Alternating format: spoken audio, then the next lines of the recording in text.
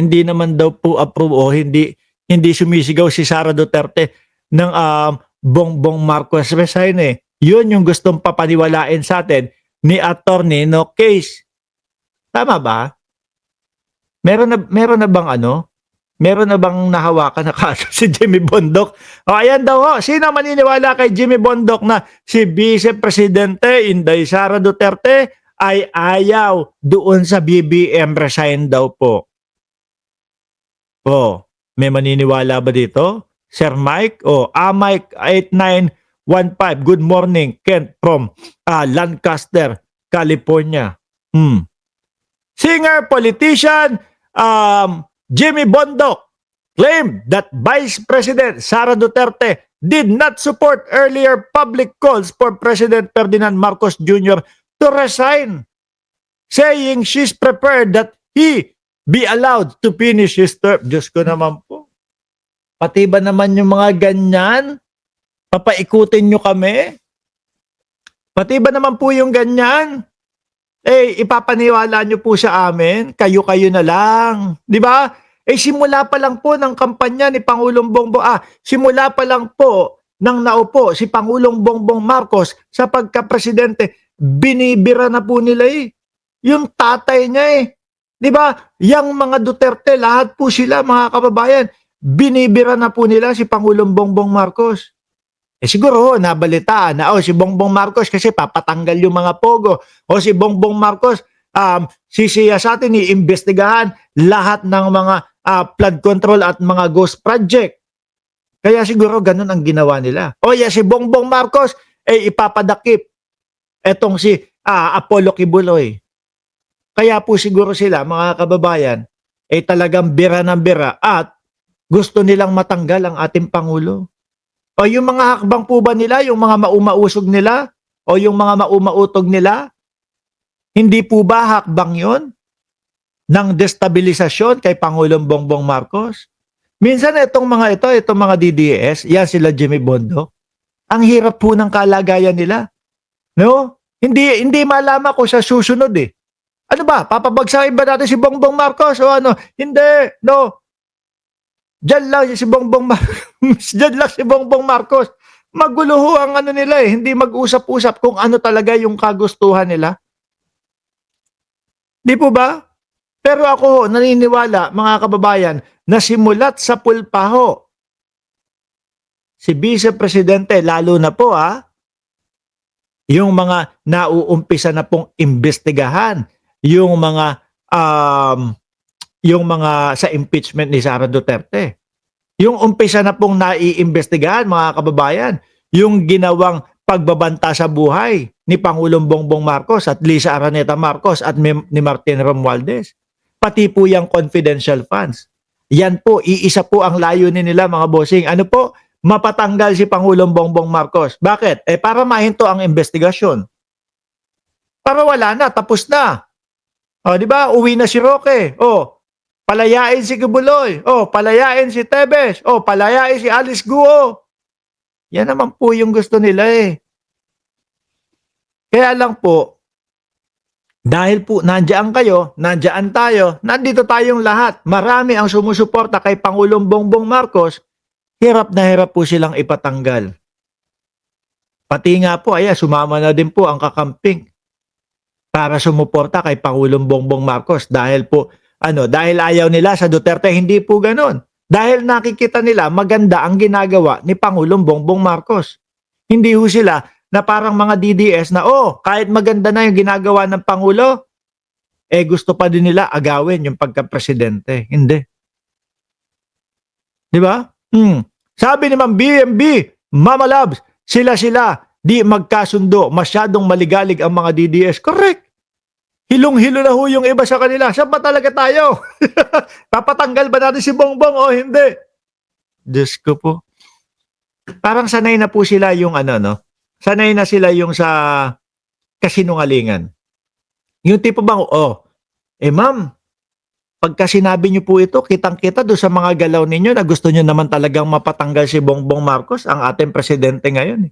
Hindi, okay lang yan, no? Ma'am, yung galaw niyo kahapon, gigil na gigil kayo, gusto niyo patanggal si Bongbong Marcos, Parang okay lang sa kanila na, "Ay, wag mo pasinin yun." Kahit na magkakasaliwa-saliwa yung ating mga sinasabi.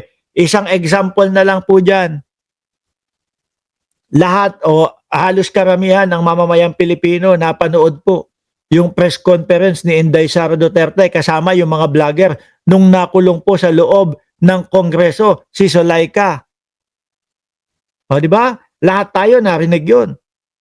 'Pag may nangyari sa akin, may inutusan na ako. Patayin si Bongbong Marcos, patayin si Lisa Araneta Marcos, patayin si Martin Romualdez. Kinabukasan no, mga kababayan, ang interview niya, wala akong sinasabing ganun. Di ba nakakahiya? Wala akong sinasabing ganun. Wala naman pong pagbabanta na ganun. Same lang din noon ng tatay. Mga bossing, yung tatay, sabi, may bangag tayong presidente. No, ganon, yung unang-unang mautog nila. Tapos sabi ng PIDEA, ay wala pong katotohanan. Wala pong katotohanan din na nasa listahan namin si Pangulong Bongbong Marcos. Ano ho yun ha, 4 na oras pagkatapos sabihin ni dating Pangulong Duterte na may bangag na presidente at nasa listahan ng PIDEA at binigay sa kanya yung listahan. Sagot ng PIDEA, wala pong katotohanan yun. Kinabukasan, ang sabi ni Duterte, wala ako sinasabing ganun. Patayin ako ni Marcos. Biglang antibiotic na lang ang gustong sabihin. Di po ba? Sanay na sanay sila dyan. Hindi sila nahihiya doon sa mga ganyang gawain po. Na tipong kahapon, ganito yung sinabi. Kinabukasan, sasabihin nila, hindi nila sinabi. Eto, ang galawan nila, lahat sila. Wala tayo ititira. Lahat sila. Ang galawan nila. Masibak, matanggal, maagaw ang posisyon ni Pangulong Bongbong Marcos. Pero, ang ipapapaniwala sa atin, gusto namin matapos yung kanyang yung kanyang termino. Ulol ba kayo? Ay, bawal magmura. Uy, mapapagalitan tayo. Nandiyan pa naman si Jordan G. In an interview of the program, Long Conversation of One News PH, Bondoc countered perception that Duterte was eager to assume power amid political tension. Noong nagkakaroon ng BBM resign call, she didn't like it. Anak ng tinapa na yan. May ganyan pa pala. Noon daw nagkakaroon ng sigaw ng BBM resign, si Vice Presidente daw po, mga kababayan, ay hindi gusto. She didn't like it daw po. Sino kaya maniniwala sa kanila? Siguro pati DDS, yung mga kapwa nila na mga sumasamba sa mga Duterte, hindi maniniwala dyan. Contrary to popular opinion na parang gutom na gutom daw siya sa power, ayaw niya. Sino maniniwala dito? Si Jimmy Bondoc ito, mga kababayan. Kakagraduate lang na lawyer. Nagsasanay na yata na nagsasanay na yata makipagdebate, nagsasanay na yatang magtanggol. Mga bossing, nagsasanay na yata doon sa mga mahihirap ipagtanggol. Di ba? He added that Duterte told him she would rather see the president complete his tenure. Pinapaikot nyo kami sa mga ganyan? Walang maniniwala, no? Pangbata na lang ho yung mga ganyan, mga bossing. Ewan ko kung ano ang gustong dito nitong si Jimmy Bondoc. Ano ang gusto niya i-portray? Naku, ang Vice Presidente, hindi kasali yan doon sa mga destabilisasyon, hindi kasali yan, o hindi gutom yan sa kapangyarihan. Nek-nek nyo. Araw-araw na nga may mautog. Hindi, buwan-buwan na nga ho, may mautog sila, mga kababayan. Diba? Buwan-buwan o linggo-linggo. At halos kada magmamautog po sila, ang sasabihin nila, mga bossing, nako, eto na yung pinakamadami. Nako, eto na yung pinakamalaki. Tapos pag nakita ho natin, mga bossing, anak ng tokwa, nung panahon ng eleksyon, basketball court, hindi mapuno. Di ba? Basketball court hindi mapuno, kalahati pa, social distancing pa. Eh sabi nung iba, 1 taon nang tapos yung yung COVID Bakit ganun? Meron pa ding social distancing kasi wala na pong naniniwala sa kanila. Pati ho yung mga ganito Baka sabihin ng mga ka-DDS nyo, ay putek na yan, kala namin gusto niyong pabagsakin dahil yung mga nakikita natin, nakikita namin na kilusan ninyo at mga planuhan ninyo, pabagsakin si Bongbong Marcos, hindi pala, aalis na nga kami diyan sa inyo. Ginugulo nyo kami, hindi maintindihan sa inyo. Diba? Contrary to popular opinion na parang gutom na gutom daw siya sa power, ayaw niya. Yan ang nakikita ng sambayan ng Pilipino. Timawa sa kapangyarihan.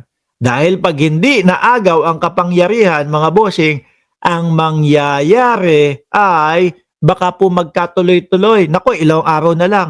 Yung mga magpapasko sa loob ng ng rehas. Nako, may mga senador, may mga congressman Baka yung Pebrero na impeachment magtuloy-tuloy na din 'yan. Di po ba? Kasi ang nakikita ho natin sa kanila, etong mga issue na ganito na tinatanong sa kanila at iniimbestigahan sa kanila, ayaw nila sagutin. Dahil wala pong isasagot. Lalo na yung impeachment, kitang-kita naman po natin kung ako yung nasa sitwasyon ng Vice Presidente at alam ko na may isasagot ako sa inyo patungkol doon sa inirereklamo nyo sa akin sa impeachment, nako, baka ako pa magmadali sa inyo. Baka araw-araw naka-press conference ako kapag hindi pa umiiral yung impeachment. Bakit to? Kasi alam ko may paliwanag ako. Pero sila udlot. Galing simula kay Lachis Escudero, udlot. Puro nongga ho, mga kababayan. Di ba? Sabi ko nga po sa inyo, kung ikaw ang nasa sitwasyon niyan at alam mo kung ano ang katotohanan, ikaw ang magmamadali. Hindi ka gagawa ng paraan para tumagal yan. Kasi ikaw din yung nai-stress Diba to? Ang tagal naman Kailangan ko na ipaliwanag. No? Gusto ko na matapos tong problem. Ganon tayo na tao. Di ba? Yun po yung una nating gagawin, mga kababayan. Kapag may problema tayo, may ibinibintang sa atin, nagmamadali tayong magpaliwanag. Sila, hindi. Walang ganun sa kanila, mga boss. No? Nahalata nyo yung kay Chis Escudero? Pebrero sana, yung impeachment. Sabi, sige, sa next na lang, kapag kabalik na lang ng Senado, kasi baka, bakante kami, or pahinga kami. Tapos, dumating yung panahon, araw na ngayon, 1 linggo naman ang sinabi. 1 linggo pa, hanggang ayon. Napunta sa remand, napunta sa i-archive na lang daw po. Di po ba? Yung mga estilo nila, mga kababayan, halata na inuudlot nila. Dahil walang maisasagot. Walang maidedepensa. Kaya nga po, tingnan nyo, umabot sa punto yung impeachment nila.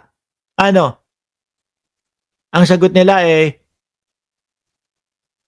yung daw po, hindi daw po pwede na 4, 3, 2 ang impeachment sa 1 taon. Yun lang.